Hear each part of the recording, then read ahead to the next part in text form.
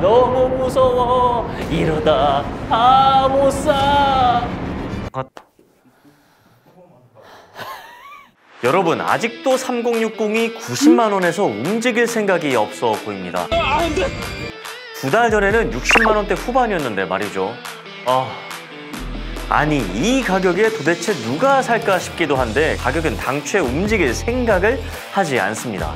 간혹 가다가 조금 저렴한 가격에 어떻게 간신히 구매를 해도 업체에서 물량이 없다는 핑계로 구매를 취소해버리는 경우도 있고요. 심지어 그래픽카드를 사려면 다른 부품도 무조건 함께 사야 하는 일명 인질 세트 패키지까지 기승을 부리고 있다고 합니다. 어디서 장난질인지 손모가지 한번 잘라줘야 되는데. 오늘은 도대체 누가 이런 장난을 치는지, 왜 그래픽카드의 가격이 안 내려가는지 한번 자세히 알아보도록 하겠습니다.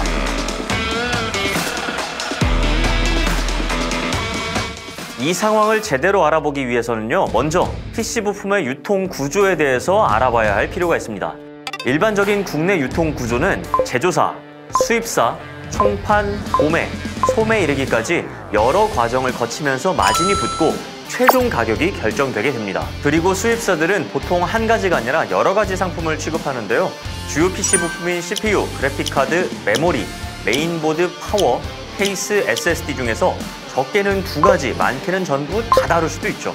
이렇게 수입사들이 다양한 상품을 취급하면 소비자들은 가격 경쟁에 따른 가격 인하 혜택을 얻을 수도 있습니다. 그런데 요즘 이 수입사들의 상황이 조금은 심상치 않아 보입니다. 최근 계속되고 있는 그래픽카드 대란 때문에 발생한 수입사들과 총판의 마진 책정에 문제가 발생했기 때문인데요. 이해하기 쉽게 말씀을 드리자면 회사를 유지하려면 1억이 필요했다고 가정을 해볼게요. 예전 같았으면 그래픽카드 10,000장이 들어오면 한 장당 10,000원의 마진을 남겨서 유지를 했습니다. 하지만 지금은 그래픽카드가 1,000장밖에 안 들어오다 보니까 장당 10만 원씩 남겨서 회사를 유지하는 거죠. 수입사나 총판은 이런 상황 속에서 살아남으려면 마진을 유지하는 데 혈안이 될 수밖에 없겠죠. 그런데 창고에는 악성 재고들이 쌓여만 가고 있고 결국 그래픽카드 하나에 고가 메인보드 4장을 묶는다든지 하는 일명 끼워 팔기가 성행하는 겁니다. 문제는 이러한 유통 구조가 단계를 거듭할수록 더 독해진다는 거죠. 조립 PC가 주요 수입원이었던 소매업자들은 안 그래도 그래픽카드가 없어서 난감한 상황인데요. 정상적인 조립 PC에서 남겼던 마진을 지금은 전부 그래픽카드에서만 남겨야 하니까 가격이 엄청 비싸지는 거죠. 그나마 받는 그래픽카드도 총판이나 수입사에서 다른 부품들을 끼워 팔기식으로 받다 보니까 결국 소매업자들도 재고 처리에 어려움을 겪고 있고, 이 재고를 처분하고자 소매업자들도 그래픽카드 플러스 고가 메인보드 패키지, 그래픽카드 플러스 메모리 패키지 등 일종의 끼워 팔기를 하는 현재와 같은 실정이 되어버린 것입니다. 악순환이 반복되고 있는 거죠. 이런 부담은 결국 우리 같은 소비자들이 다 떠안게 되는데요. 여기서 잠깐 우리가 안 사면 되는 거 아니냐? 그럼 가격도 자연스럽게 떨어지게 되는 거 아니냐? 하는 분들도 계실 것 같아요. 근데 그게 그렇게 쉽게 해결될 문제는 아닙니다.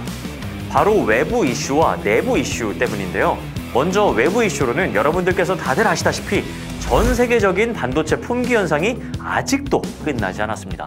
그래픽 칩셋 생산도 부족하다 보니까 당연히 그래픽카드 공급도 어렵겠죠. 내부적으로는 역시나 이 채굴업자들 때문인데요. 저희가 이전 영상이죠. 일부에서 채굴업자들은 손해를 보지 않는 선까지라면 그게 얼마든지 최대 금액을 지불할 의사가 있다고 말씀을 드렸잖아요. 그런데 지금 무슨 일이 생겼는지 아시나요? 이더리움이 무려 500만 원을 돌파했죠. 채굴업자들이 달려들지 않을 이유가 없습니다. 아니, 이더리움이 500만 원인데 어떤 채굴업자가 가만히 있겠어요. 결국 반도체 대란으로 가뜩이나 그래픽카드도 부족한데 채굴업자들의 비정상적인 수요 때문에 현재 이런 말도 안 되는 유통구조가 생겨버린 것입니다. 그리고 저는 솔직히 이 지금 그래픽카드 가격은 일반 소비자들을 위한 가격이라기보다는 채굴업자들의 니즈에 맞춰져 있는 금액이라고 그런 생각이 드네요. 물론 그래픽카드 가격이 매일 등락을 반복하고 있는 만큼 앞서 말씀드린 것처럼 정상적으로 주문을 받아도 취소를 하거나 자신의 이익만을 챙기려는 그런 일부 악덕, 용팔이도 분명히 존재하겠죠. 하지만 적어도 대부분의 선량한 소매업자들은 채굴업자들의 비정상적인 수요 같은 그런 이슈들 때문에 어쩔 수 없이 이런 유통구조를 받아들일 수밖에 없지 않을까 하는 그런 생각도 합니다. 그렇다면 우리는 앞으로 나올 재미난 이런 신작 게임들은 다 포기하고 평생 이렇게 살아야 할까요? 아니죠. 저는 조만간 이런 상황이 곧 끝날 것이라고 생각을 합니다. 외신에 따르면 이더리움 재단이 지난 10월 27일이죠. 알테어 하드포크 업그레이드, 즉 기존의 작업 증명 방식인 POW 방식에서 지분 증명 방식인 POS, 이더리움 2.0 전환을 위한 초기 작업을 진행했고 일부분 성공했다고 밝혔습니다. 이 알테어 하드포크는요, 이더리움 2.0으로 가는 업그레이드 중 하나인데요. 기존의 이더리움은 거래를 검증하기 위해서 수많은 연산 작업, 즉 채굴이 필요했는데 이 과정에서 엄청난 양의 전기를 소모해야 했죠. 그런데 이더리움 2.0은 채굴이 아닌 코인 보유량에 따라서 거래를 검증할 수 있게 하는 것을 목표로 한다고 합니다. 쉽게 설명을 드리면 충분한 양의 이더리움을 보유하지 못한 중소형 채굴업자들의 이탈이 예상된다는 겁니다. 이더리움 2.0의 출시는요, 내년 2분기 무렵으로 예상이 되는데요. 이더리움 급등 소식만 듣고 최근 분화방처럼 뛰어들었던 업자들은 탈주각을 잡고 있겠죠. 게다가 내년 1분기 그래픽카드 틈새 시장을 노리는 인텔 아크의 첫 번째 작품 알케미스트가 출시를 합니다. 이 기존 엔비디아 독점 체제에서 벗어나서 그래픽카드를 공급하는 회사가 하나 더 늘어난다는 점도 굉장히 긍정적인 소식이죠. 알케미스트에 대한 내용은 저희가 행복쇼핑 유튜브 영상에서 제대로 다뤄봤으니까 참고 부탁드릴게요. 자, 인텔 그래픽카드 출시, 이더리움 2.0 업데이트라는 두 가지 이슈를 종합해보면 내년 2분기 전까지 손을 떼는 채굴업자들은 늘어날 것이고 자연스럽게 채굴에 사용되었던 중국 그래픽카드가 시장에 나올 겁니다. 그래픽카드 수급도 어느 정도 안정이 되겠죠. 소비자들은 꿈에 그리던 그래픽카드를 드디어 만날 수 있을 테고요.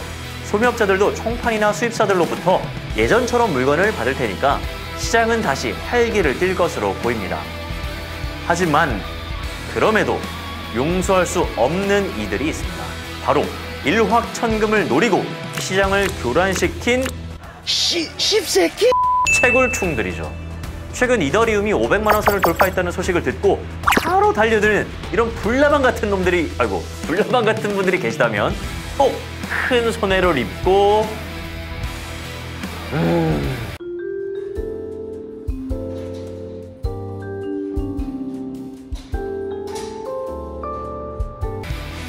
아마 그제야 이 시장을 망친 주범이 누군지 알 수 있겠죠.